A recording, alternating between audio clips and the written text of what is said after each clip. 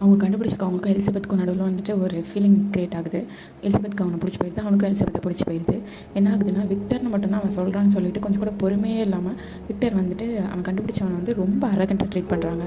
ஆனால் அவன் எலிசபெத்தை போய் சொல்கிறாங்க, இன்னும் அவங்களுக்குள்ள ஏதாவது இருக்கலாம்ல, அவங்களுக்கு தெரியாமல் இருக்கலாம் அப்படின்னு. ஆனால் அவன் அதெல்லாம் ஒத்துக்க மாட்டேங்கிறான். இல்லை, இது வந்து நான் பண்ணது வந்து ரொம்ப சரியாக இல்லாமல் பண்ணிட்டேன் அப்படின்னு சொல்லிட்டு அவனே இவங்களை வந்து ஊருக்கு அனுப்பி வச்சுட்டு அவன் வந்து அதை அழிக்க ட்ரை பண்ணுறான். ஃபுல்லாக வந்துட்டு நெருப்பு மண்ணெண்ணை ஊற்றி கொளுத்திடுறாங்க. கொளுத்திட்டு ஆனால் அவன் சாகலை, எப்படியோ தப்பிச்சிட்றான். அவருக்கு வந்து ஹீரோக்கு வந்து கால் போயிடுது. இவங்களும் இங்கே ஏதோ தப்பாக இருக்குன்னு சொல்லிட்டு எலிசபெத் ரிட்டன் வந்து பார்த்தா அவர் அந்த இடத்த அழிச்சிருப்பார். அதுக்கப்புறம் பார்த்திங்கன்னா அங்கேருந்து எப்படியோ அவர் தப்பிச்சு போய் அவரோட கதையை சொல்லிட்டு இருப்பார் அந்த ஷிப்போட கேப்டன் கிட்ட. அங்கேருந்து தப்பிச்சு போய் ஒரு வீட்டுக்கு போவாங்க. ஒரு வீட்டுக்கிட்ட போகும்போது பார்த்திங்கன்னா அங்கே வந்து கொல்ல ட்ரை பண்ணுவாங்க. அந்த வீட்டுக்கு போய் தெரியாமல் ஒழிஞ்சிருப்பாங்க. அந்த வீட்டில் இருக்கவங்களுக்கு ஹெல்ப் பண்ண பார்ப்பாங்க. அவங்க அந்த வீட்டில் இருக்கவங்க அந்த தேவதை தான் ஹெல்ப் பண்ணுறாங்கன்னு நினச்சிப்பாங்க. தேவதை நினச்சி அவங்களுக்கு சாப்பாடுலாம் கொடுப்பாங்க. இவரும் அதை வாங்கி சாப்பிட்டுட்டு அவங்களுக்காக உதவிலாம் பண்ணிகிட்ருப்பாரு.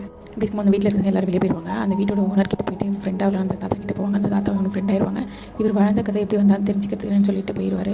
பார்த்தா வந்து ஒரு ரிசர்ச் சென்டரில் தான் வந்து கிரியேட் பண்ணுவாங்க அப்படின்னு சொல்லிட்டு திரும்பி வராரு. அவர்கிட்ட அவர் வந்து ஓனாய்ங்கெல்லாம் வந்து கொண்டுருதுங்க.